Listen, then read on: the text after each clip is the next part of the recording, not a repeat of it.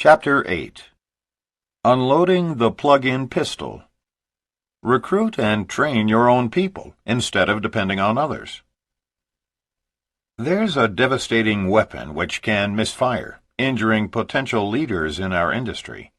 This little weapon can also backfire on new distributors, crippling and sometimes destroying their ability to recruit and train long-distance prospects. Both of us fired this weapon in our first year as new network marketers, and it is discharged daily by new people in MLM organizations all over the world. We call it the plug-in pistol. Here's how it works. The phone rings. It's one of your distributors who tells you very enthusiastically that she has a major, well-connected prospect in another state who is so credible he will make billions of dollars for everyone in her upline. Once those remarks are uttered, the pistol is fired. So I need to plug him into someone in that city. Do you have a leader there whom you can recommend? Even more complex is the foreign prospect due to the language barrier. We just signed up a distributor in Tokyo, and he's so excited. What kind of training meetings do we have going on in that part of the world? We want to get him plugged in right away. The problem with trying to plug in people in this way is quite simple.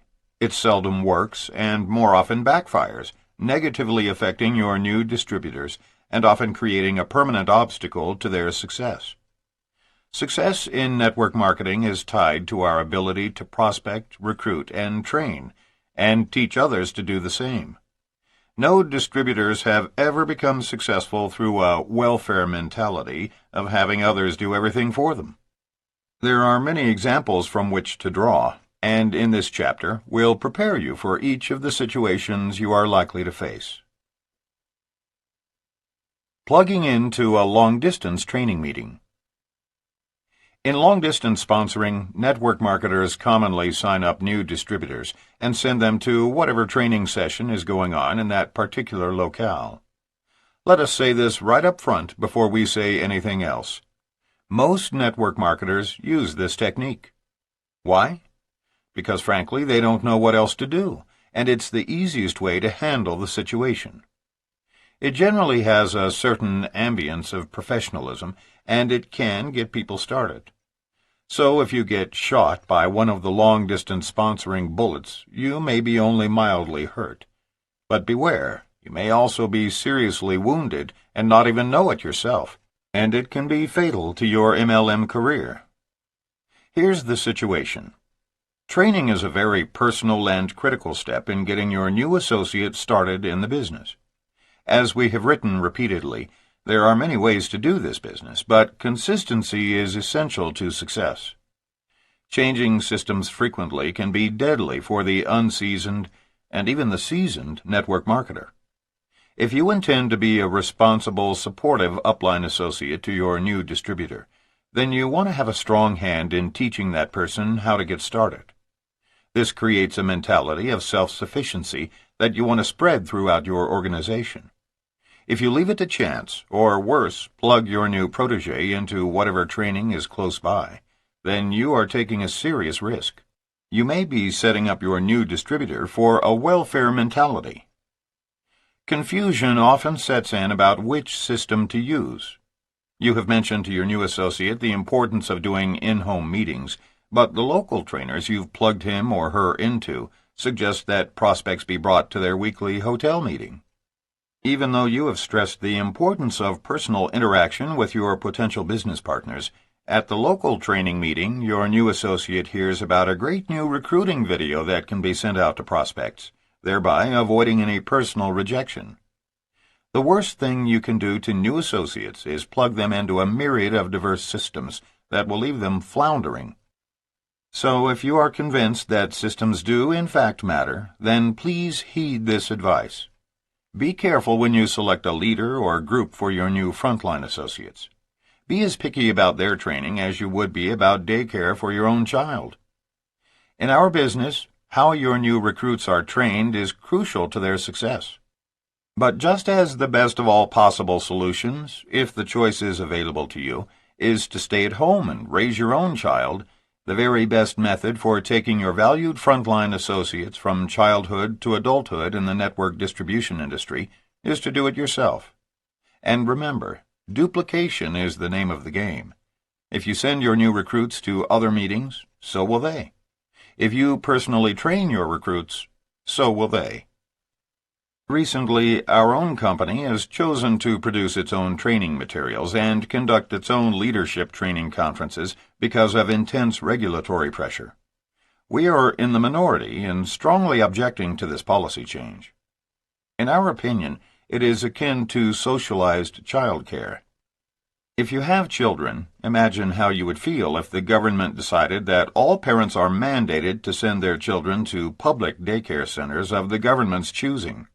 All children might be raised by the philosophy of those in power. It is the antithesis to American democracy and of freedom of choice. We are firmly against any company-imposed training of our valued new associates in business, unless that training was created and approved by field leaders.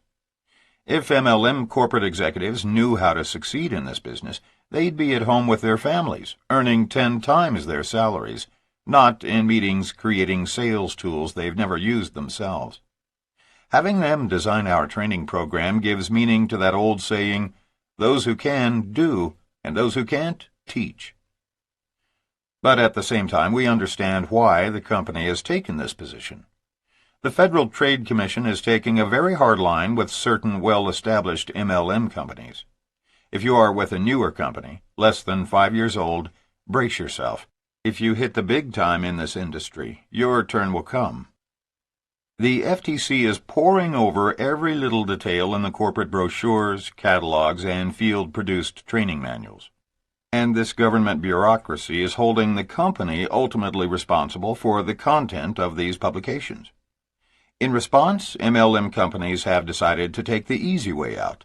They are reclaiming the right to produce training materials so that they can maintain control over all content to avoid lawsuits, and that leads them to also exert authority over all training procedures. While we understand the reason for their knee-jerk reaction to federal scrutiny, that still doesn't make it right, in our opinion.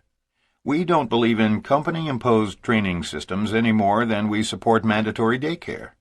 And we don't accept the erroneous notion that just any citywide training will do for our new distributors, especially during their formative first year in the business. The potential problems are as threatening as the inherent challenges in not being selective about the care of your own children. There are thousands of horror stories about sending a new recruit to a local training meeting held in another city. Mark recalls a personal story of his own. In 1986, he plugged his cousin Steve from his hometown into a local meeting because a distributor who was quite successful was moderating it. What follows is Steve's humorous account of that particular evening. "I was turned on about the business because I was tired of practicing medicine and figured my career was taking me nowhere.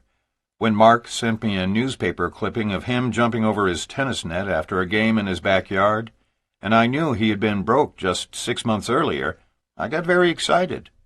He sent me the information. I filled out an agreement and then called him back for training. He said that since a local doctor was conducting a Saturday training session, I should attend his meeting. I'll admit the fact that another MD was involved helped me shake my professional pride issue.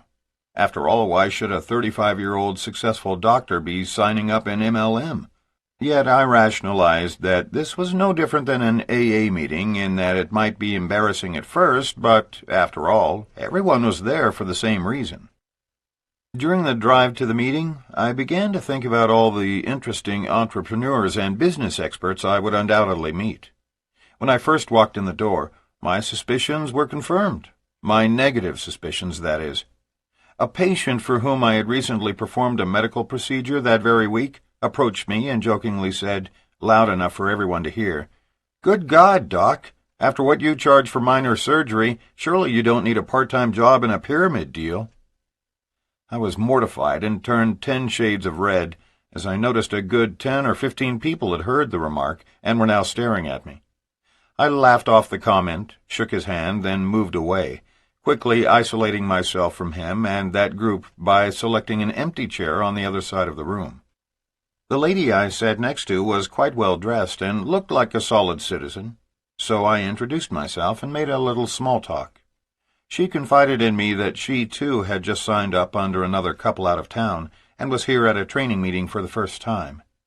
Then she began telling me that her former massage therapist had actually sent her to the meeting. What excited her the most was that she had been doing what she called a treasure map for wealth, which, she explained to me, was cutting pictures of material objects out of magazines and pasting them on a canvas. Twice a day, she told me, as I loosened my collar and glanced around, hoping no one was listening to this conversation, she sat down by her pictures, chanted the word Hugh, then envisioned unexpected income falling into her lap. It wasn't until she told me that, in a channeling session, her archangel Michael informed her in ancient Aramaic that she should attend this meeting, that I walked out, never again to attend an MLM meeting.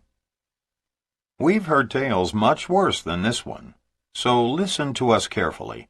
When distributors in your organization call and ask if you have any leaders in Michigan or Florida or Texas whom they can plug a new person into for training and support, tell them no. This isn't a business in which you merely sign them up and plug them in. Associates should be supported long distance until they are experienced and self-sufficient by utilizing proven training materials. Only after they are solidly established can they go to other leaders' meetings for additional support and company bonding. But it will take some time before they're established. Always remember the Yarnell's 81st law. Whenever you send a credible person to an out-of-town meeting, he or she will invariably pick a seat next to someone whom God planted on this earth to demonstrate that not all the squirrels are in the trees. On that fact you may depend. If you choose to send a new associate to another leader's meeting, do so by checking it out thoroughly and asking for referrals about the quality and content of the training. Don't just blindly send someone there, taking the path of least resistance. You can't expect someone with no vested interest in your downline to give your associates the same kind of attention that you would provide them. Each leader's primary responsibility is to train and support those on whom he is paid in his own line. Even the most extraordinary leaders may not mind including your associates in their meetings, but they are not likely to go the extra mile for them. Most are stretched to the limit just trying to build their own lines and support their own associates. Yours will certainly go by the wayside. By simply plugging prospects into an existing meeting, you are offering them mediocre support at best during the critical time of getting started in our business. Do your own training. So what should you do if you are the type of parent who, given the choice, would be inclined to stay at home or run a business from home so that you could raise your own children? You will probably have the same instincts about supporting the children in your downline. Let's assume that you agree with us that training should be a simple, easily duplicated system that can actually be reduced to a one-page training outline. Let's also assume that you have a new person who just signed up on your front line in another state. Begin by faxing him or her a copy of your one-page system. Ask your new associate to look it over carefully and offer to answer any questions in the next day or two. At the appointed time, make the call so you can answer any questions. Let him or her know the source and credibility of your system. Because you need to get it out of the way right up front, ask if he or she has any objections to the system. Conclude the discussion by letting the new associate know how avidly you believe in this system and that, if he or she wants your support in business, any deviation from this system is not allowed. Get your new associate to fully commit to your system.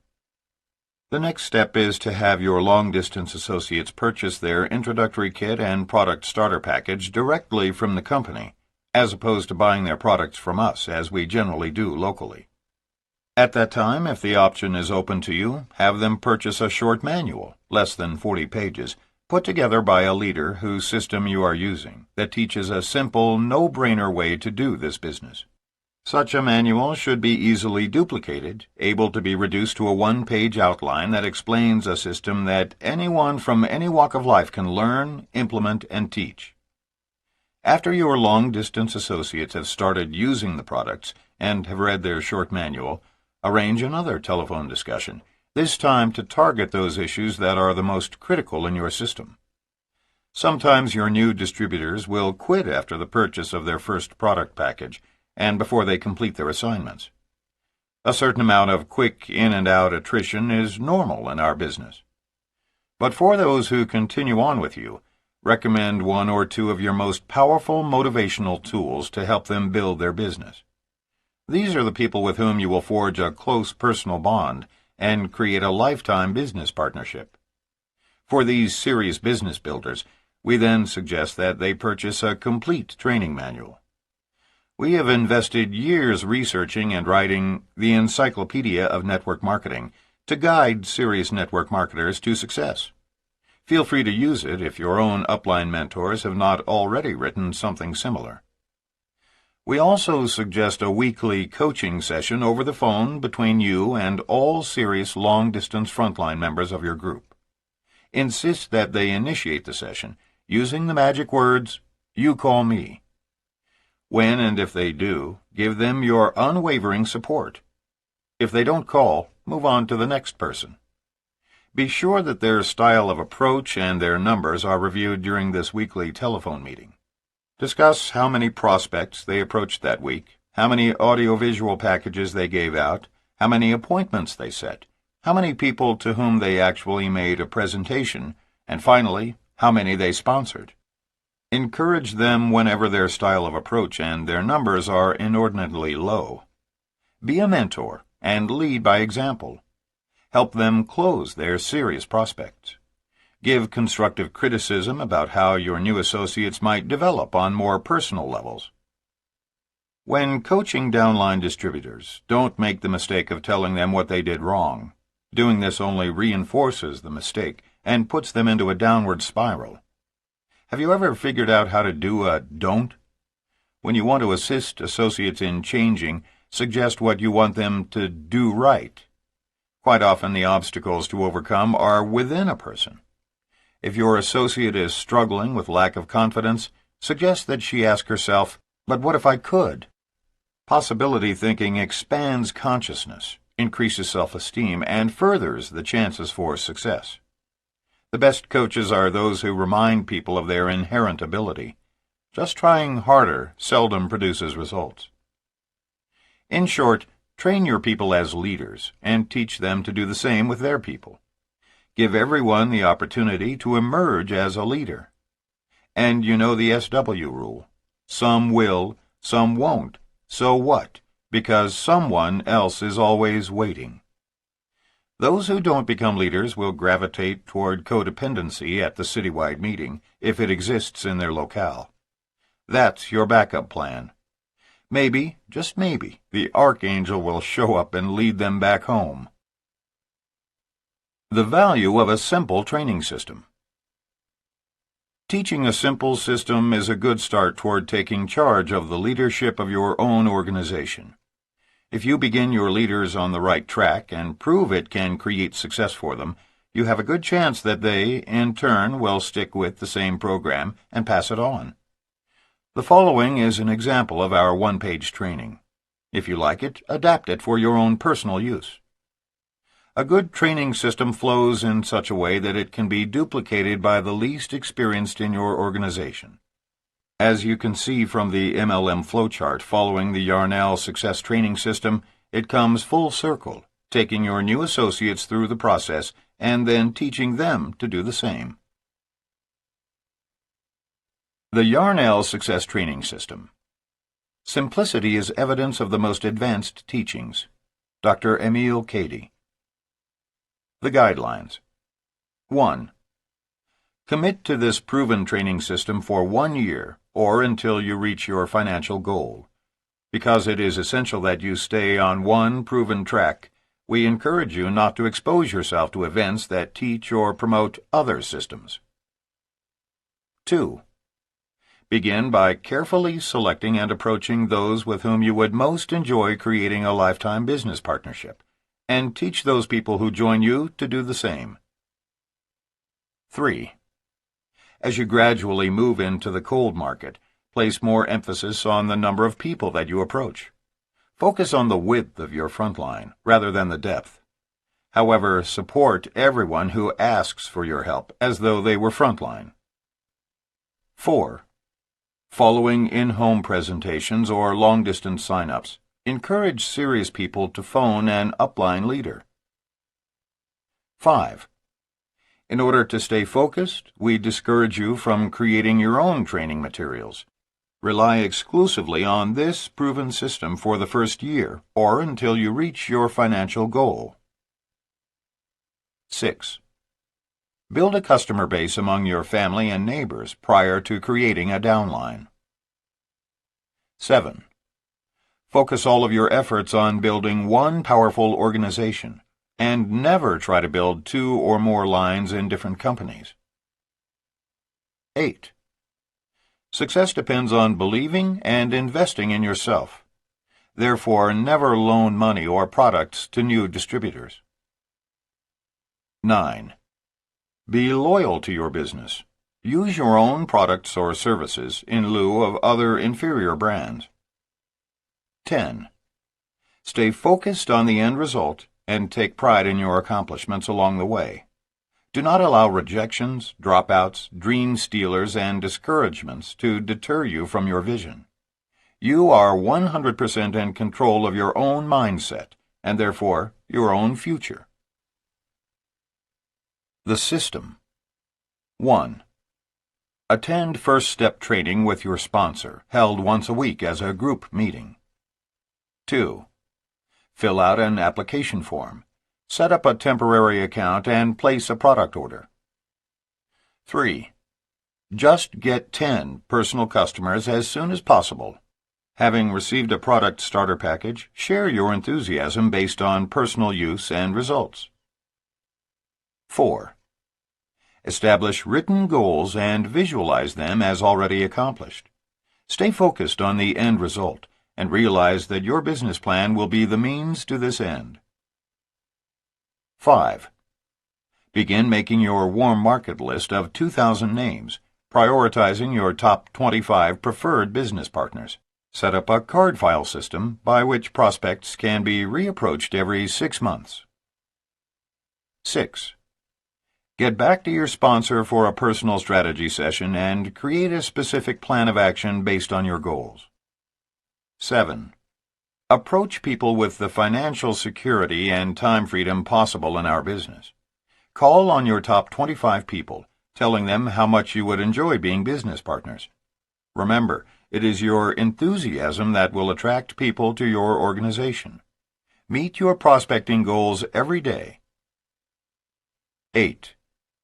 Provide your prospects with an audiovisual package, introducing them to the timing, trends, advantages, and excitement of our industry. 9. Next, conduct in-home presentations with 4 to 8 prospects at each meeting, all invited from your warm market list, or referrals that come from them. Your upline will be in attendance at your first 2 or 3 meetings. A. Hand out articles, reprints, etc. to establish the credibility of the industry. B. Tell your story, in 5 minutes' time, and the story of one of your upline associates who is already successful.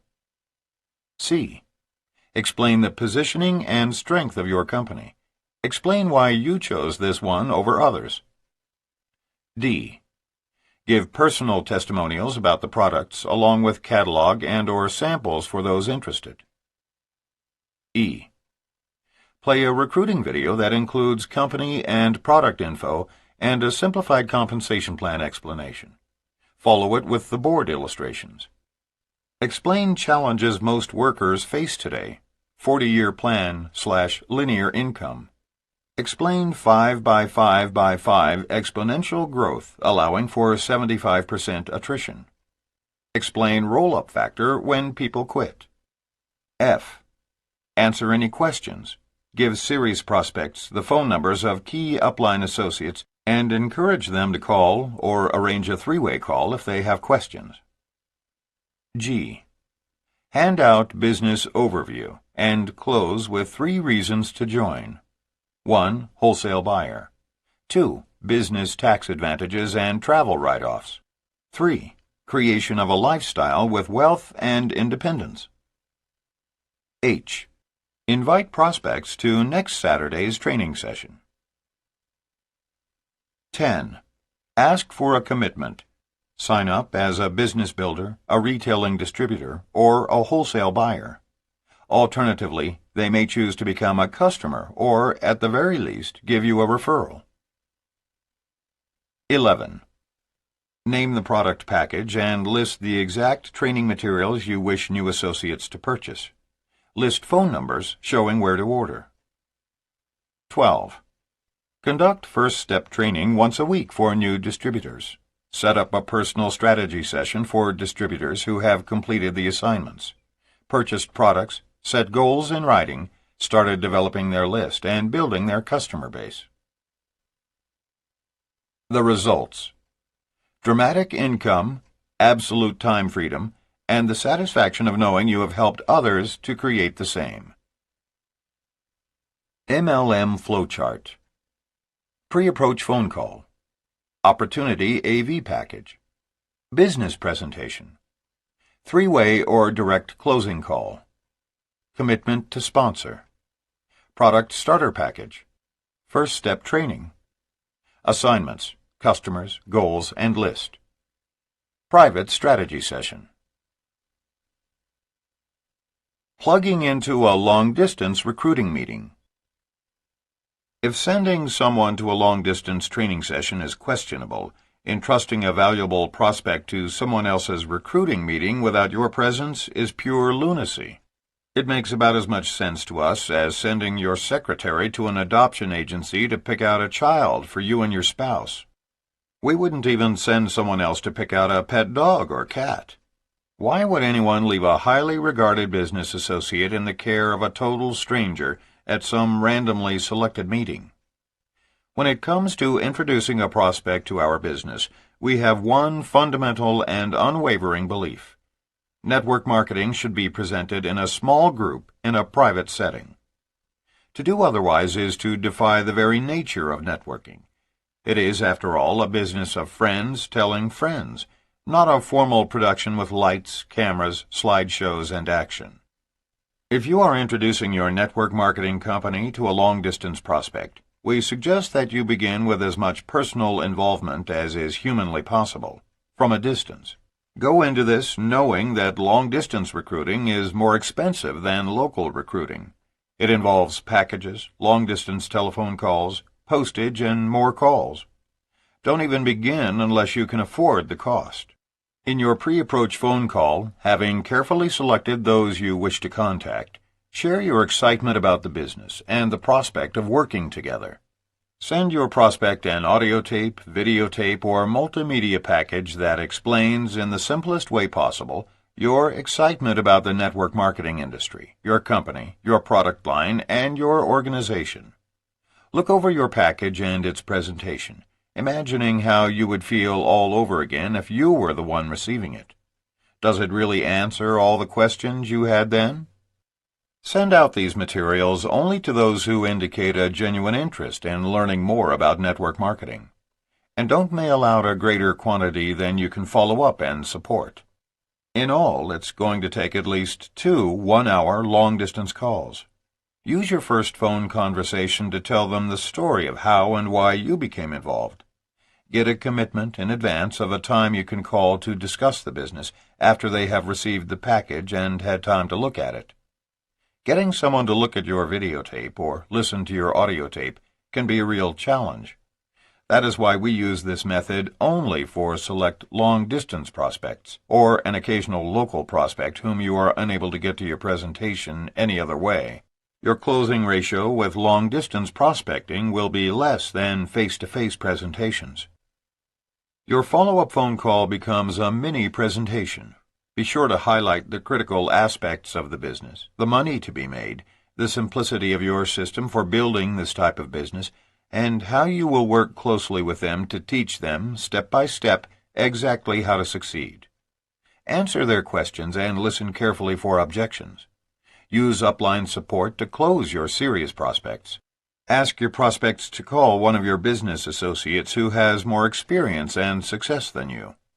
This can be done either by a direct or 3-way call. Usually more than one phone call is required to progress to the closing point. Now, having made a long-distance presentation through your package and calls, on a personal basis with upline support, you are ready to sign them up. Once you have done so, you may choose to have them attend a local recruiting meeting where a respected leader in your company is speaking. As suggested earlier, you need to carefully select the group and its speakers before encouraging your prospect to attend. Under no circumstances should you allow your prospect to attend the training meeting that follows the recruiting meeting unless the training leader is a well-regarded member of your upline or a mentor whose system you are following. If your prospect is still holding back from a commitment because of some objection, you have a serious decision to make. Dispatching your prospect to an opportunity meeting in another city is akin to sending your children to New York City unaccompanied. However, if you are unable to close your prospect in any other way, it may be worth the risk at this point. It is a decision you should make carefully. If you choose to follow this plan, do so if and only if the loyalty is securely established between the two of you. The inherent ethics of network marketing comes from allegiance to the person who thought enough of you to first introduce you to the business. Send your prospect to the meeting with the caution that it is merely a supplemental support to the system you will be using. Call your prospects the moment they arrive home, or at the latest, the very next morning, to get a pulse reading on their reaction to the meeting, the speaker, the guests, and the presentation. Don't assume that all is well once you have discharged the plug-in pistol, that is, once you have sent your potential business associate to a local meeting. You should feel reasonably concerned. You can breathe a little easier once you have followed up with your prospect and received a commitment to follow your system, which occurs about 20% of the time. Plugging into a local recruiting meeting. Even though we don't believe it is effective, we understand why networkers send new associates to recruiting or training meetings in other cities before having personally worked with them. But why on earth would anyone send their valued prospects to another leader's meeting within their own city for their very first exposure to network marketing? It doesn't make sense when, with a simple system, you are perfectly capable of getting them started on the right track yourself. To succeed, you need to share your knowledge with your new associates and teach each of them to do the same. Hotel meetings should be treated only as a backup, a reinforcement, the second part of a 1-2 punch. But no new prospects should have their very first exposure to network distribution in a large, formal setting. Peter Hirsch, author of Living with Passion, recalls his introduction to our industry. My MLM nightmare started during my first business briefing. A friend picked me up to take me to a hotel meeting, which is now, after almost 8 years in the business, something I'm very much against. The immediate impression that hit me smack in the face was, if I join this company, I'm no longer entitled to wear natural fibers. I guess the people running the meeting were trying to give people the feeling that, if we can do it, you can too. But that's not the feeling I got. What I sensed was, nobody in this room knows how to speak or dress, and they probably can't read. I don't want to be with these people. I don't want to be like these people. Help!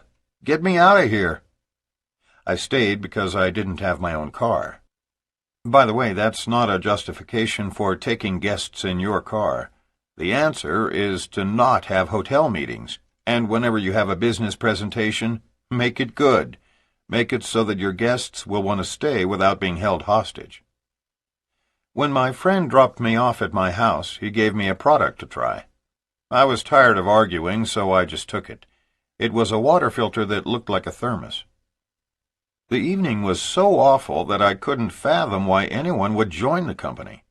I imagined someone sitting at the kitchen table with a water filter on his right side and a gun on his left, saying to himself, "Before I go for the gun, I may as well try this water filter thing." 1 week later, I joined the company. Why? 2 reasons. First, the product was very good. I liked it, and I saw a need for it. Second, desperation. I hated what I was doing for a living. I was a practicing attorney, and saw MLM as a way out. In my first month, my organization moved close to $100,000 in wholesale products. Life looked grand. You see, I knew plenty of other attorneys who were also miserable. I was on my way to a lifestyle of the rich and famous. Then the real nightmare began. My second check was lower than my first. My third check was lower than my second. What was happening? They never said at the meeting that this could occur. The trend continued, and soon I had nothing left. The crash was devastating. Then it hit me. I had to actually learn this business. I had to learn MLM. In my first week with that company, I was taught the ancient MLM art of front-end loading. I now realize that there is nothing worse in network marketing, from both a legal and ethical perspective, than suggesting that people purchase thousands of dollars of product that they obviously don't need and likely won't sell. Peter eventually left that company and learned to do the business, like us, in small group settings, personally making his own presentations and doing his own training meetings. What he learned in the process was not to worry about the first order. From hard experience, he shares the belief with us that real volume, as opposed to promotional volume, is the way to build a solid organization.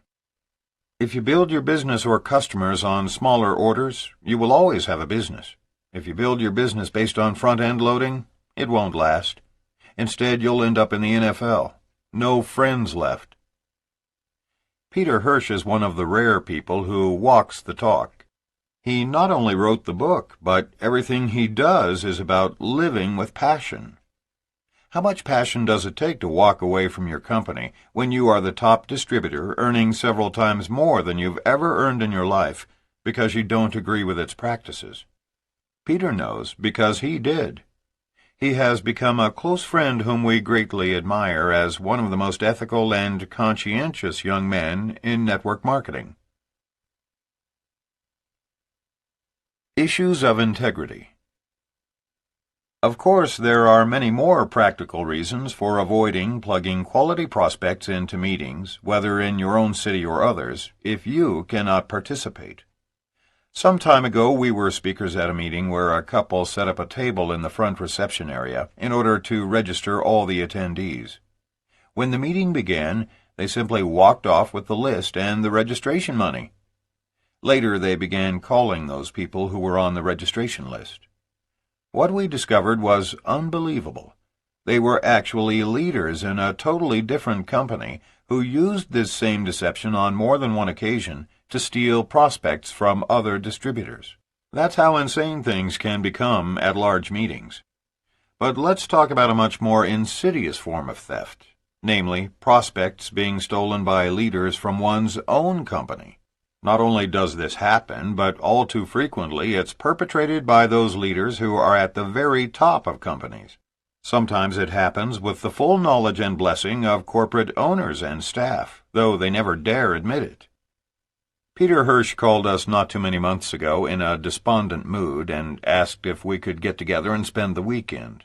Because we're great friends, of course we invited him over. This young star was a top earner in his company, responsible for recruiting and training a very large organization. We found out that weekend that the corporate leaders allowed another leader, who was given preferential treatment by the company, to steal an entire downline from him. He came to tell us that he had quit and walked away from an income of $30,000 a month. That takes courage, more than most of us have. Fortunately, this is not a common occurrence among company leaders, but it does happen. We have seen company owners themselves face many ethical dilemmas in network marketing. Some companies finally reach the big money only after sacrificing some or all of their reputation in the process. Other companies have insisted on high ethical standards, but have not been able to pull in the big money. Some try to make money from the sale of required, ongoing support materials, audio tapes, videotapes, and printed manuals, instead of from the sale of actual products.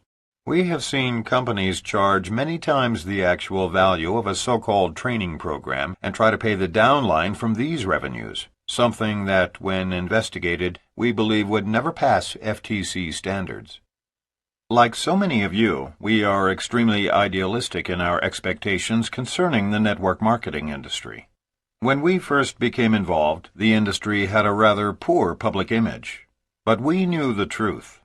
This was a clean, solid industry, having as its preeminent purpose the sale of massive quantities of quality products and services by word of mouth, while paying network distributors what they are truly worth. That's what enables us all to lead quality lives. With the ongoing development of the industry, some of that idealism has been compromised. As we look at various companies emerging today, we see no network marketing company who has made it to the big money, that is, to $500 million in annual sales or more, and not compromised something in the process. No company is in a position to cast the first stone at any other company.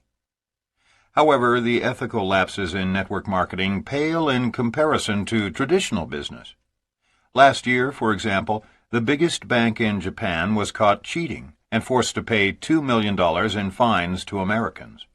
In 1995, 7 CEOs of the largest tobacco company stood in front of a Senate investigative committee with their right hand in the air and swore that tobacco is no more addictive than marshmallows and contains no booster additives. 2 years later, those same corporate heads settled all future lawsuits for $2 billion, with the proviso that they will never again advertise their products. Recently, we saw a Winston billboard at one of the main intersections in our town stating, "We've gone naked and taken out all the additives. No bull." How proud would you be to be involved in that industry? This is our message to MLM newcomers. Take pride in our industry and select your company based on realistic expectations. Select the one that has the very best record based on your values. But we don't believe any company in existence today would receive a check mark in every column.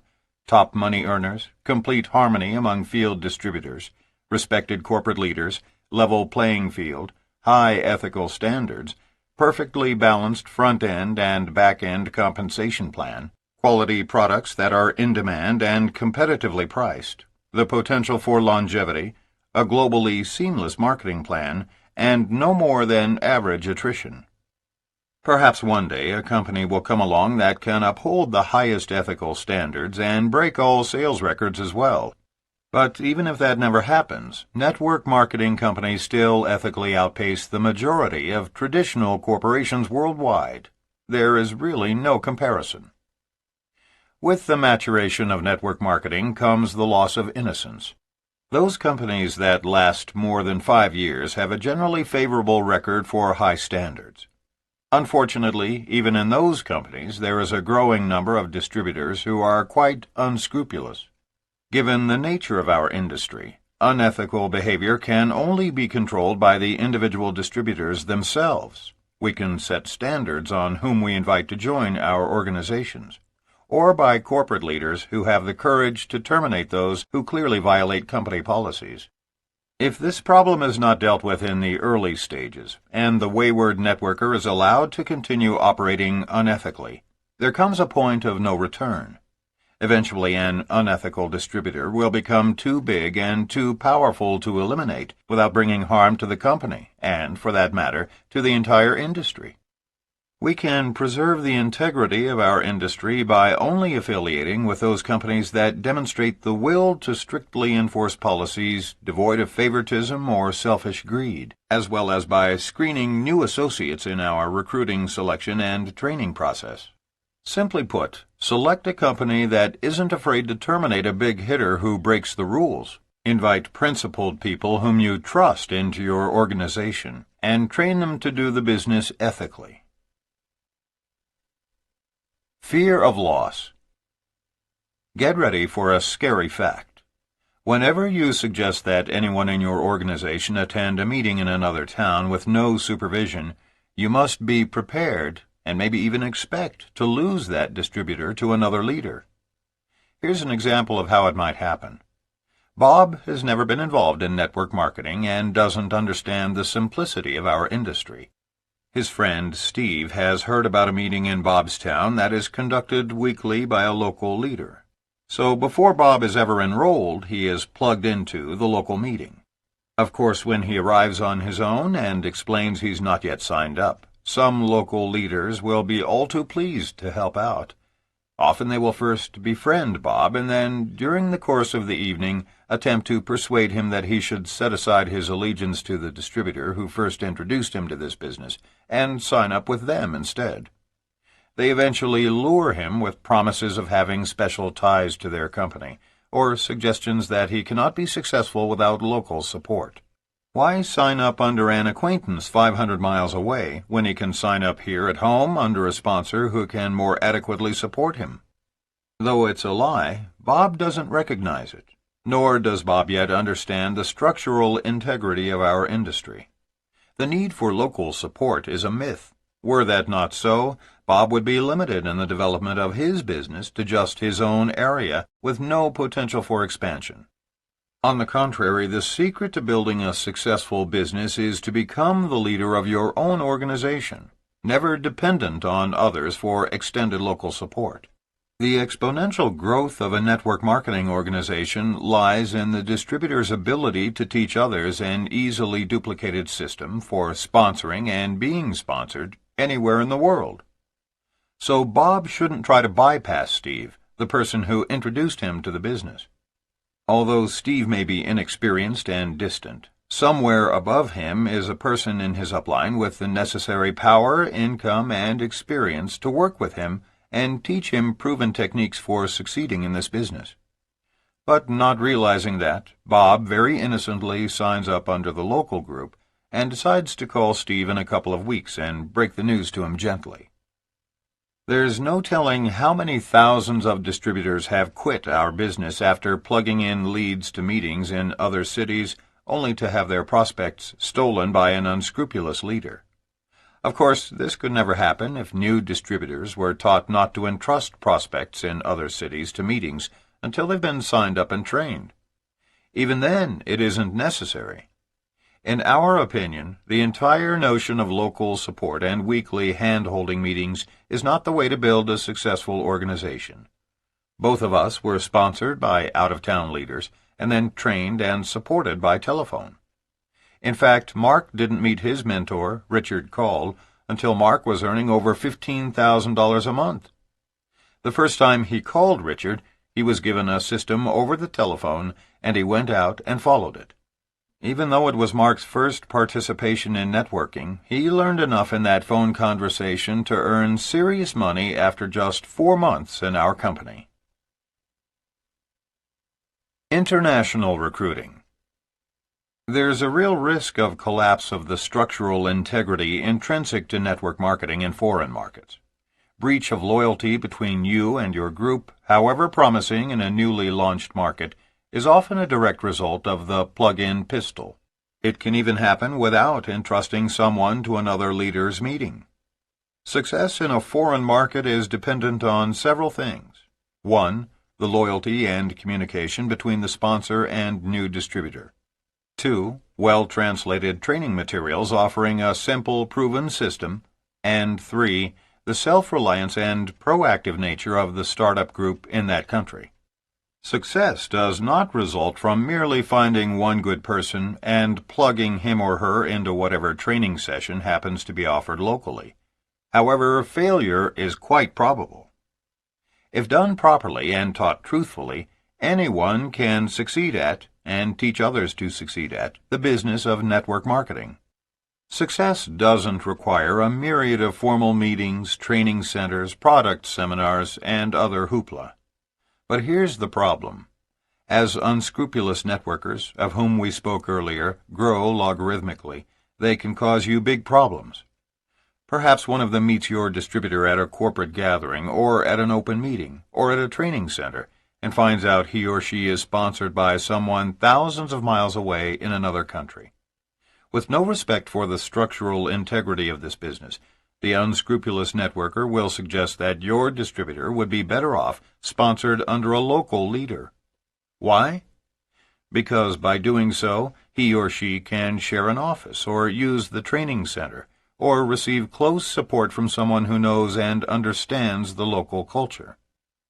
Does a network marketer really need those things to succeed? No, But your distributor could easily be led to believe that he does. A really unethical leader may even offer your distributors kickback money to buy their loyalty away from their original foreign sponsor.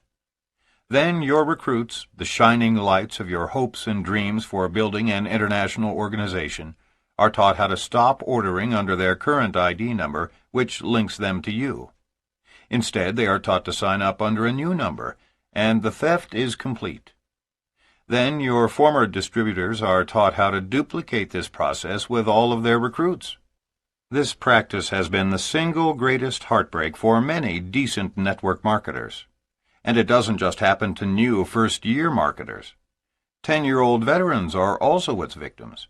And when it occurs in significant numbers, it becomes virtually impossible for a company to trace, find, and return all the lines to their rightful places in the original order.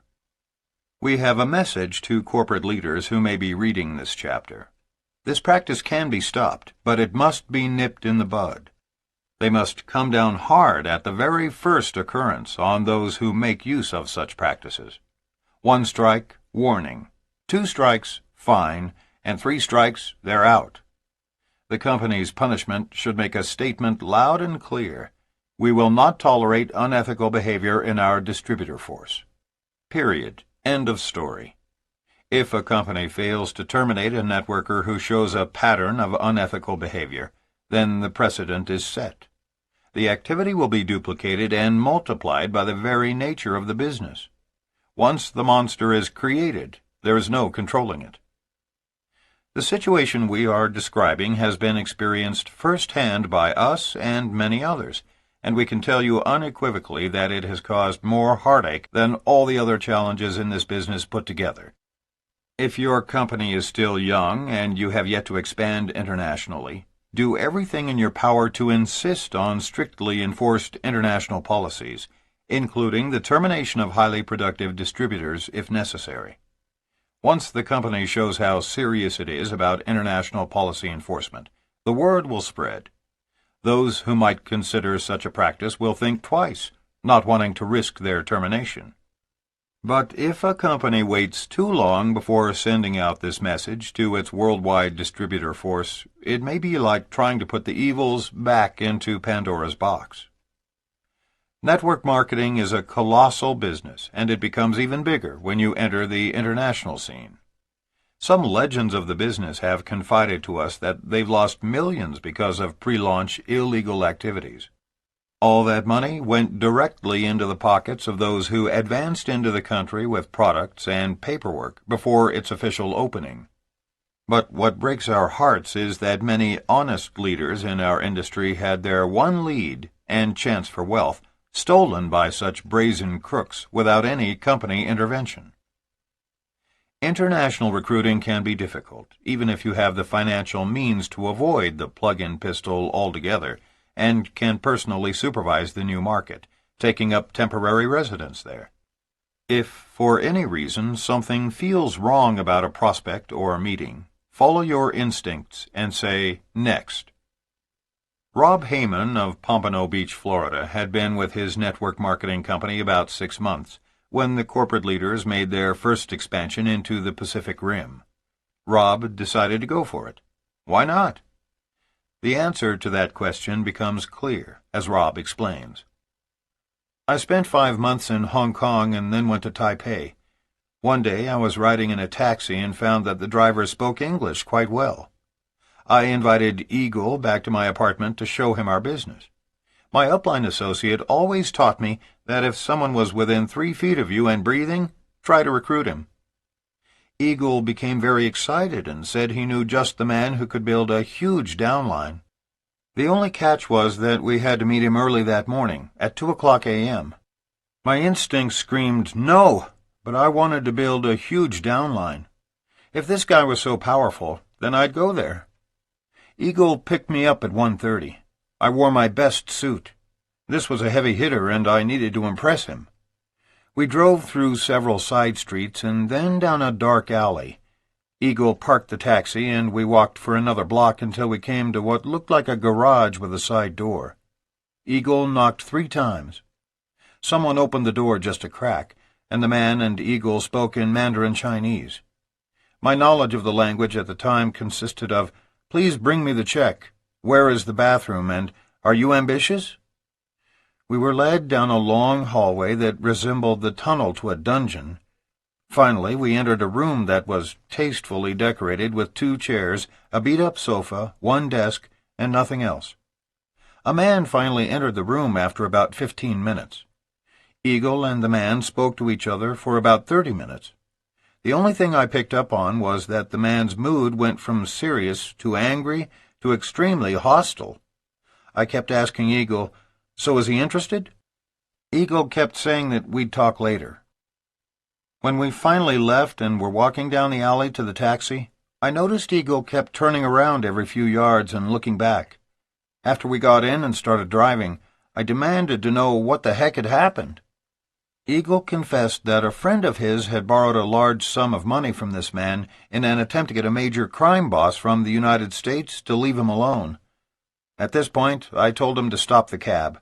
I got out and told him to find another sponsor. The second thing my sponsor told me is to do whatever it takes. I now believe this phrase does have its limitations. Cold recruiting in a foreign market can be extremely difficult, especially for a first-year networker. Since that time, Bob has gone on to build an organization of thousands of people in more than 20 countries, and is currently at the top of the compensation plan in his company. Think what he could have lost had he let that unpleasant experience get the best of him. He should have followed his instincts that told him a 2:00 a.m. meeting is bizarre. Each company has a variety of ways of dealing with the international market. Some go into a foreign country and find a local partner without opening it to their distributors at all. Others allow only those who have achieved a certain level of success to work in the foreign market. Still others require their marketers to meet qualifications all over again in each individual country in which they choose to build. Others have one seamless global plan, which is open to every level of networker within the company. Familiarize yourself with the international expansion policies within your company. Seek the advice of your upline associates about your entrance into the foreign market in your first year. Depending on your situation and the company you've chosen, it could be the best or worst option of your networking career. As a general rule, we discourage newcomers to the industry from dabbling in the foreign market unless the country is their birthplace, or they have close family there, or their best friend in the whole world lives there. The foreign market is extremely difficult, even for an old-timer. It takes a self-starter with absolute loyalty and a proactive approach, and it takes money to keep the lines of communication open. However, if you are new and are determined to enter the international market, then immediately consult with your sponsor or a successful mentor in your upline and begin to brainstorm exactly how you are going to capture your share of this special market. One thing is certain. If you are able to create a solid leg of your organization in a foreign market, it can be one of the most lucrative undertakings in your networking career. But your success will depend on your personal contact and leadership, not on plugging in your key distributors to some local training center. If you thought long-distance recruiting and training was difficult and expensive, international recruiting is more so. Just as you should do with your out-of-state recruits, you must be willing to take charge of your own group. If you can't make a trip to the foreign market to personally supervise your distributors, always the most effective way, then show them everything you can about the business utilizing phone, fax, email, and mail. If English is understood, then the process is simplified somewhat. There are many industry recruiting tools that you can borrow. Our web page, for example, has some basic information about our industry and how to select the right company. It is accessible to anyone in the industry who wants to use it at 2 addresses: www.yarnell.com or www.powermlm.com. Most major companies and many MLM leaders have their own company website, fax on demand, and other similar technology set up for recruiting and training purposes. Turn to those technologies used in your own company to pull together the best support materials at hand. While building a foreign market is not easy, with the help of modern technology, it is more possible to succeed than ever before. Through the various mediums at your disposal, make as full and complete a presentation to your foreign prospects as if they were sitting in your living room. It's important to recruit proactive distributors in another country. Make sure your foreign prospects understand the importance of assuming a strong leadership position. The right person will be invigorated by this challenge. The wrong person will feel a desperate need to plug in to someone. As always, present all the information available, especially your story, as well as details on the company and product line, timing and trends of the MLM industry in their country, how money is made through leveraged income in your compensation plan.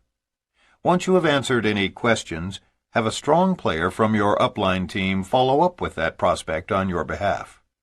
Unless you have a trusted upline associate or mentor visiting that market, never ever send your prospects to another leader's business briefing. Under these circumstances, with you being thousands of miles away and not part of the same culture, the risk of losing your recruit is simply too great. Let's assume that a prospect in a foreign market has decided to sign up under you and really go for it. Now the hard work begins. You must train this prospect based on the system you know works and teach him or her to do the same. We suggest that you begin by first sending a simple one-page training outline. Your new associate can easily adapt and translate it for that particular market. If a leader in the industry or in your company has a book, manual, or audio tape or videotape training package available and already translated for that market, and it fits with your system, then by all means direct your new group to purchase and utilize that material. But if you have nothing more than the one-page outline, you can still train very effectively. We have also found teleconference calls to be a solid way to build a foreign market. Given the fact that telephone systems are not as advanced in other countries as they are in the United States, this is not always an easy undertaking. But no one said this business would be easy. If you have a leader in that country willing to go to the trouble to set up weekly teleconference calls, take full advantage of it. These weekly calls are a tremendous support mechanism. If language is a barrier and an English-speaking leader is needed on these first calls, use simultaneous translation by someone who is bilingual. But whatever you do, keep control of your new group. Start them out right, keeping the system simple and easily duplicated. Impress on them the importance of using your system if they are to be on your team and supported by you and your upline. Reassure them that you will notify them when upline leaders visit their country, and that eventually all materials will be translated for them. But the value of getting set up early is self-evident. Our message is a simple one. If you unload the plug-in pistol and take back control of training your own recruits, you will elude countless problems that are of growing concern in our industry. Losing distributors to other leaders simply won't happen to you if you avoid the welfare mentality and choose a self-sufficiency mindset. By protecting yourself and your downline from conflicting systems, you can avoid misfires which cripple new distributors. Take charge of your own organization and teach your people a simple system, which they in turn can duplicate with their recruits. Use your upline for support, but don't expect anyone to recruit and train your people for you. Summary. The plug-in pistol fires each time a network marketer signs up a new distributor long distance and then plugs in that recruit to any local training meeting that is available in that particular city. Select the long-distance leader or group to whom you entrust your new frontline associate with the same scrutiny that you would use to choose the daycare provider for your own child. Just as the best of all possible solutions is to raise your own child, so too is it best to train your valued frontline yourself. Plugging in your new distributors to just any citywide training, especially during their formative first year in the business, can create confusion and cause irreparable damage to their careers.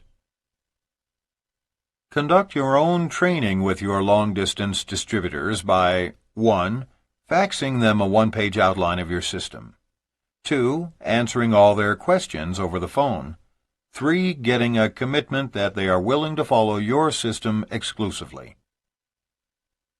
As your new associates move through the process, continue their training by 1. Requesting that they purchase a short manual that expands on the one-page outline. 2. Reviewing the short manual with them over the phone. 3. Recommending to them 1 or 2 motivational tools. 4. Offering to coach them once a week. 5. Conducting individual personal strategy training sessions over the phone. 6. Recommending that they order a complete training manual once they prove to be serious business builders. 7. Closing prospects for them and being available and supportive whenever they call. When coaching downline associates, suggest what you want them to do right, rather than reminding them of what they're doing wrong. Only after you have your new distributors solidly on track should you agree to their attendance at citywide meetings in their locale. The first time your family and friends are introduced to network marketing, they should see the presentation in a private setting. When recruiting long distance, stay personally involved with your new prospects. 1. Do a mini presentation by phone, fax, email, or mail. 2. Send your prospects multimedia information and follow it up with a phone conversation. 3. Use the support of your upline associates for closing.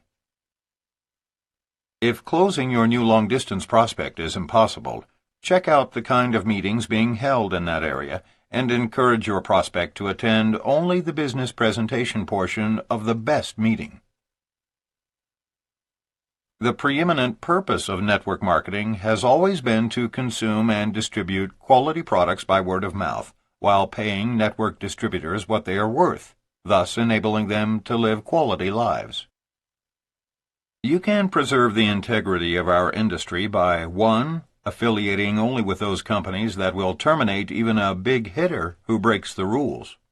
2. By inviting honest people into your organization. And 3. By training your new distributors to respect the structural integrity of our industry. Some unscrupulous marketers attempt to destroy the structural integrity of our industry by unethically inducing other distributors' prospects who attend meetings unaccompanied to join their own downline by implying that they cannot be successful without local support, which, of course, is a myth.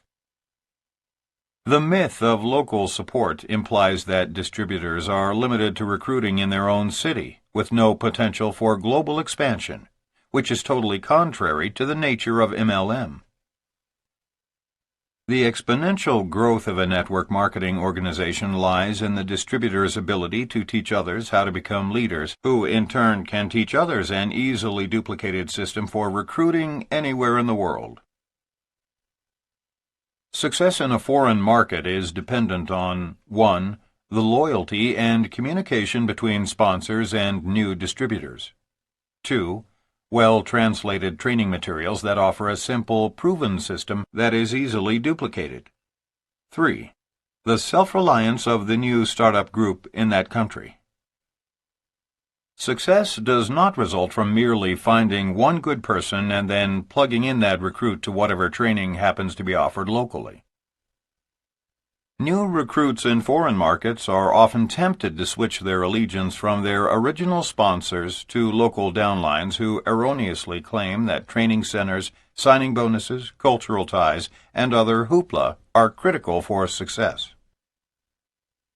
It is vital that corporate leaders crack down on policy violations before they get out of hand.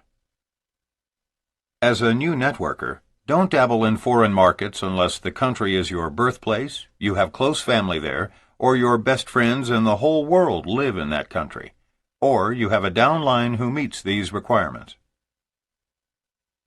With the advancement of technology, Building an organization in a foreign market is more possible than ever before. The plug-in pistol won't backfire and hurt you if you take charge of your own organization and teach your recruits a simple system that they in turn can teach to their recruits.